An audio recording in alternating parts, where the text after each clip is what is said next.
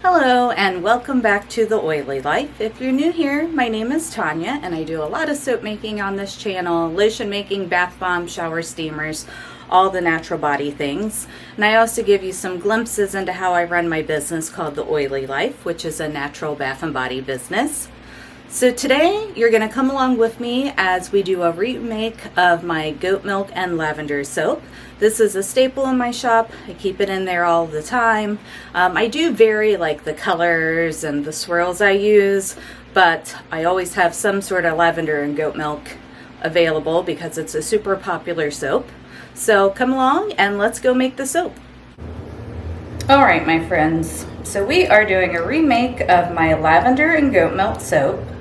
So I have all my oils melted down here, and I have this base recipe down in the description box. This is the one I use for virtually all of my soaps, except for a couple like the triple butter and my solid dish soap, but this is my main base recipe. So have that all melted down here, and to that we're gonna add our goat's milk. And this is a goat's milk powder, and I've just basically made a slurry with it with some distilled water to make it easier to blend in.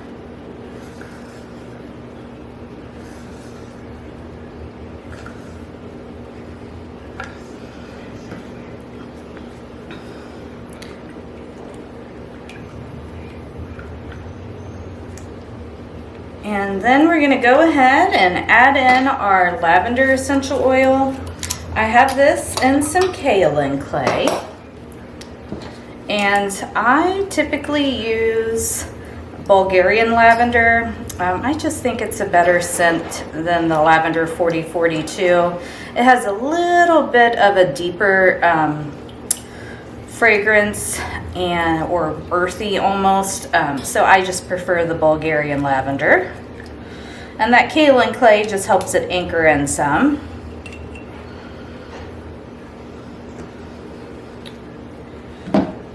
Get some more of that scraped out here. And this is one of my standard soaps I always try to have in stock. It's super popular. Lots of people like lavender. Lavender is also soothing for the skin, so that is a nice property of lavender essential oil. Of course, we don't make claims about our soaps because that makes them cosmetics. So this will definitely get you clean, but if you go look up lavender and its skin properties, that can give you some information just on lavender essential oil. And then we're gonna pour in our lye water, and I do have sodium lactate in here as well. I just find with my particular recipe I need the sodium lactate in there. Otherwise it takes closer to 48 hours before I can get it out of the mold, and I don't have that kind of patience. That's not my strong point. So to avoid having to wait longer, I use the sodium lactate. Plus it helps it come out of a silicone mold liner a little cleaner.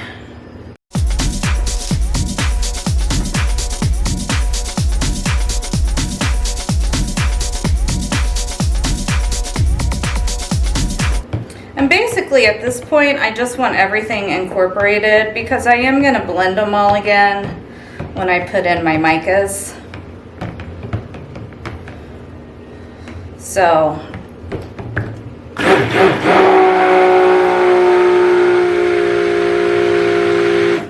it's not super important that it be at a good trace at this point.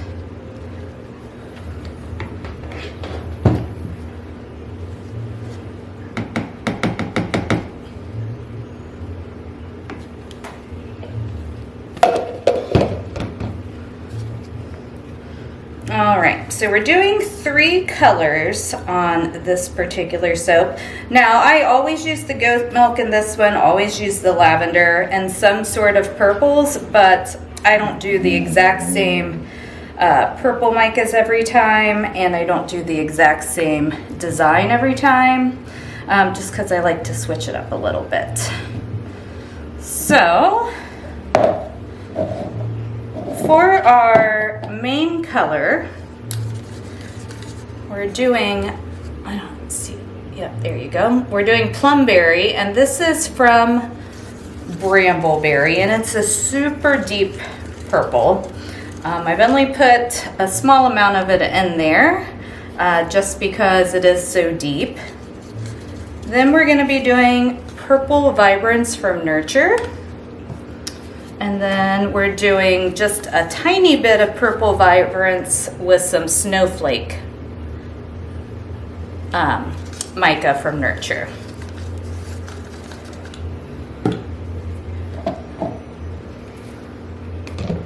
All right, so we're gonna get our accent colors poured off.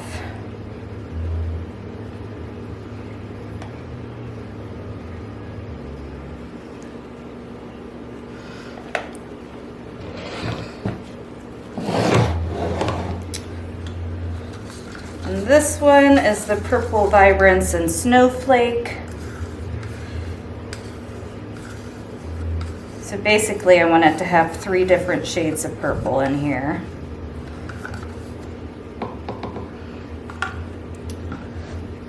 And this one's just the straight up Purple Vibrance.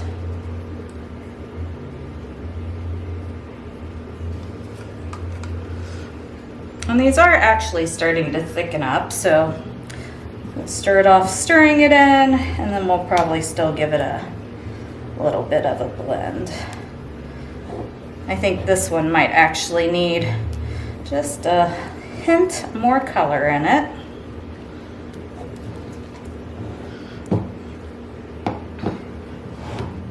And sometimes your purples will look more gray before they saponify. Oftentimes they'll turn, so come back to a prettier shade of purple. Not always, but most of the time.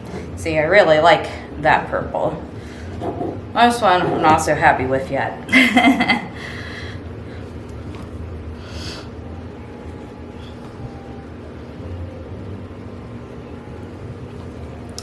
So I'm going to add a little bit more Purple Vibrance into there.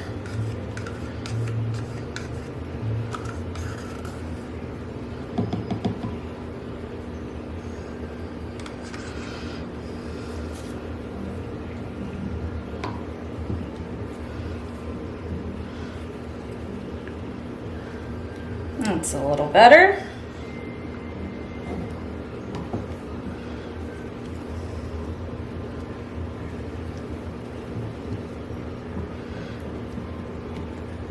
All right, and then we're going to bring our main bucket back here.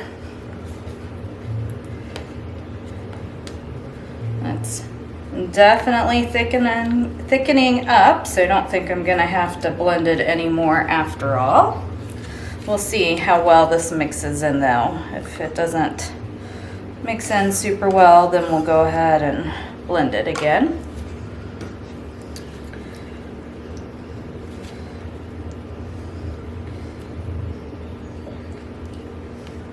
Now this particular color is almost like scary dark when you first put it in there. It looks kind of black, but it doesn't stay quite that dark. I know the first time I used it, I about had a heart attack because it just was not the look I was going for. But you kind of just gotta trust it. It is a purple. It will turn more true of a purple once it saponifies. Now it is dark. It is a very dark purple, but it doesn't stay like black looking.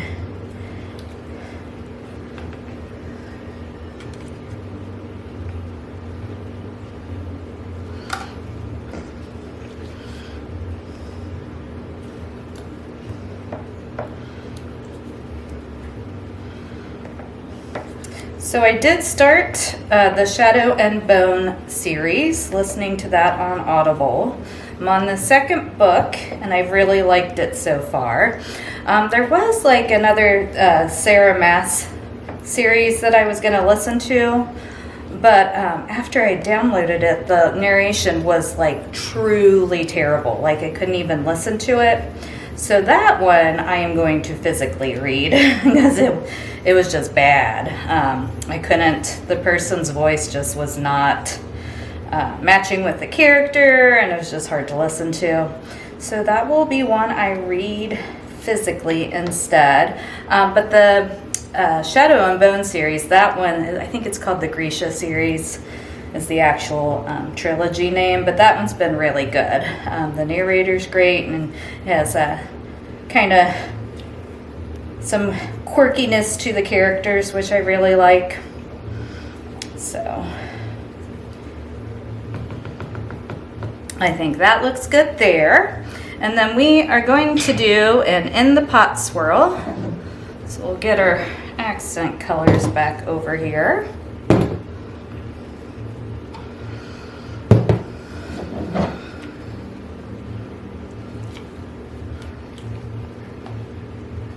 Get this first one in.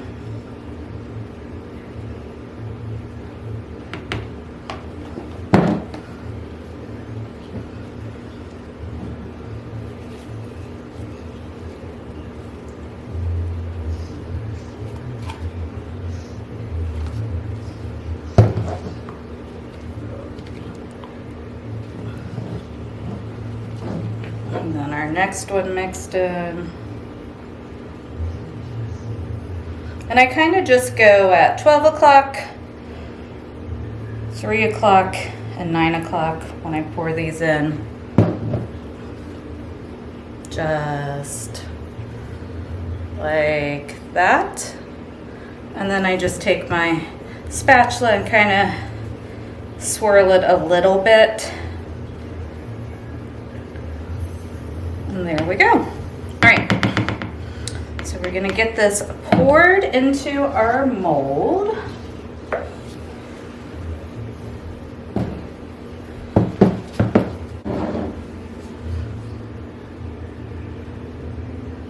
So pretty.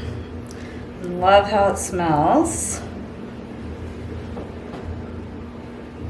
All right, so I'm gonna get this tapped down, and then we'll let it set up a little bit. I'll get the extra soap off into a little side mold, and then we'll come back and figure out what we're gonna do on the top. All right, so we're gonna drop a little more of this mica on top. Just a few little drops here and there. For this particular mold, I don't always do a lot of texturing to the top because it is so skinny. I just don't always really like how it comes out because there's just not that much space. So when I use this one, a lot of the time, I kind of just like to swirl the top.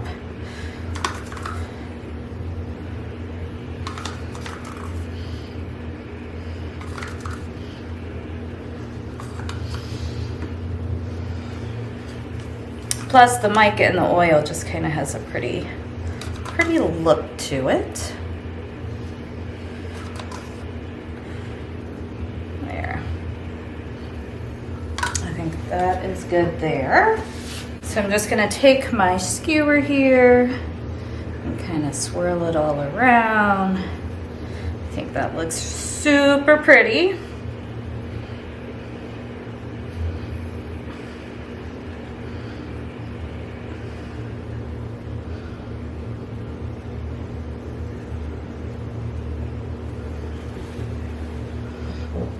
We're just gonna put just a tiny bit of some silver eco glitter.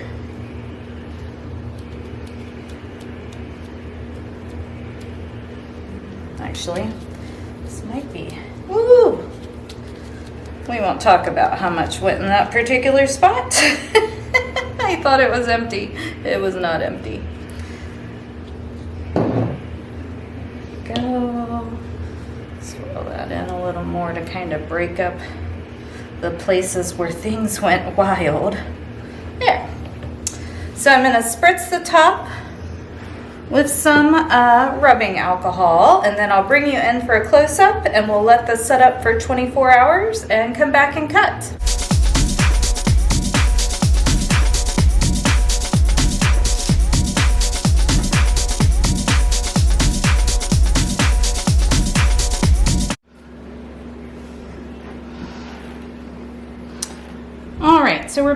cut my lavender and goat milk soap. Now really, I let this sit a little longer than I should have, so hopefully it's not too hard to cut here. Hold on, I think I'm gonna have to scoot you all back a little bit. So that is what it looks like. Really happy with the colors, and I love how the micas look on top, if it'll focus there. Really nice smell of lavender. I use Bulgarian lavender. I don't use the 4042. Now people say that the 4042 will like stay a little bit better in soap, but I've never had an issue with the Bulgarian lavender fading a whole bunch. So I just prefer the smell of it because it has a little bit more of an earthiness to it, and I like that more than just like the standard quote unquote lavender smell that you get from 4042, which basically all that means is they distill it so that it has certain chemical constituents in it, so it's distilled from more than one batch of lavender so that it has a consistent smell. The Bulgarian lavender, that only has the one distillation, and sometimes the smell can vary a little bit, but I've never noticed where it's varied so much that I didn't enjoy the smell of it.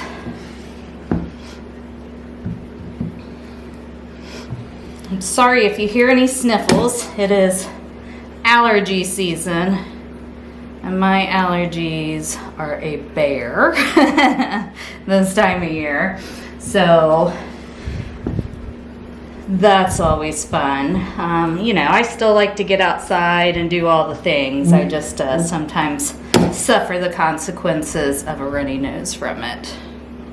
But I'd rather have that come up than, that's really pretty top there, than not have my outside time.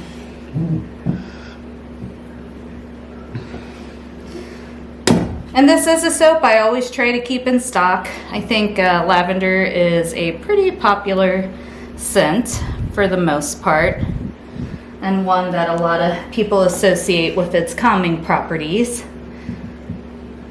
So a good staple to have on hand. And plus, I just love lavender in general. I diffuse it. I use it in room sprays with some cedar wood. I use it to help with my allergies, along with some lemon and peppermint or Ravensara. So lots of different, whoops, as I move there, lots of different things you can do with lavender.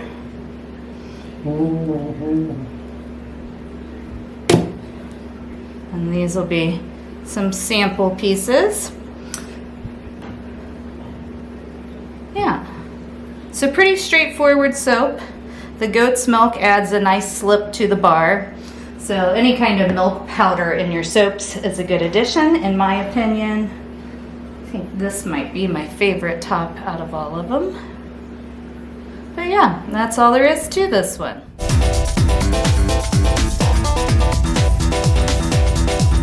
So I hope you enjoyed today's video. Thanks again for being here. As always, I love being able to share my love of soap making and bath and body product making with you all, and hopefully it gives you some inspiration to create something for yourself. Take care, and I'll catch you in my next video. Bye.